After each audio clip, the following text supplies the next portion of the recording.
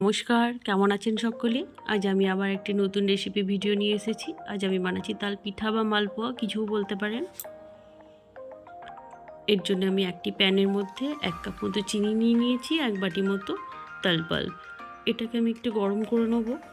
Continuously নাড়তে থাকবো, নাহলে চিনিটা তলে ধরে যাবে। সমস্ত চিনিটা ঘুলে গেছে। এবারে যতক্ষণ না সাইডটায় বাবল এসেছে, এবার আমি বন্ধ করে এটাকে একটু ঠান্ডা হতে দেবো। ঠান্ডা হয়ে গেলে একটা বাটির মধ্যে 1 বাটি মতো তাল পাল্প নিয়ে নিলাম। 2 কাপ মতো ময়দা নিয়েছি, 1.5 কাপ মতো সুজি আর 1/2 কাপ মতো গমের আটা। এটাকে খুব ভালোভাবে মিলিয়ে নেব। এমন করে মেলাবো যাতে লাম্প না হয়ে যায়। এবারে দিয়েছি একটু লবণ আর নারকেল কোড়া 1 বাটি মতো।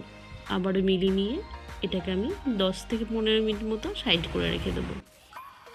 10 থেকে 15 মিনিট হয়ে গেলে এবার এর মধ্যে কুটে রাখা ইলাইচিটা দিয়ে দিয়েছি আর একটু মৌরি 2 হাতে একটু রগড়ে দিয়ে দেবো।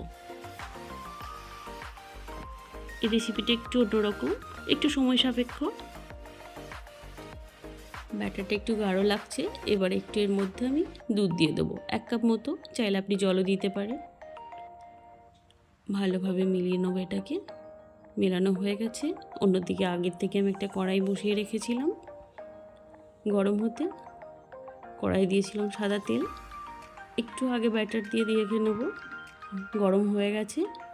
এবারে আমি আস্তে আস্তে এগুলোকে ভেজে নেব। আমি ফ্লেমটা রেখেছি লো টু মিডিয়াম।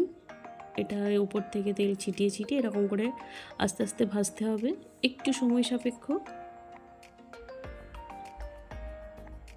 হয়ে গেছে। এটা খুব সফট হয়, নরম, ওপরটা একটু ক্রাঞ্চি হয়, ভেতরটা বেশ সফট হয়।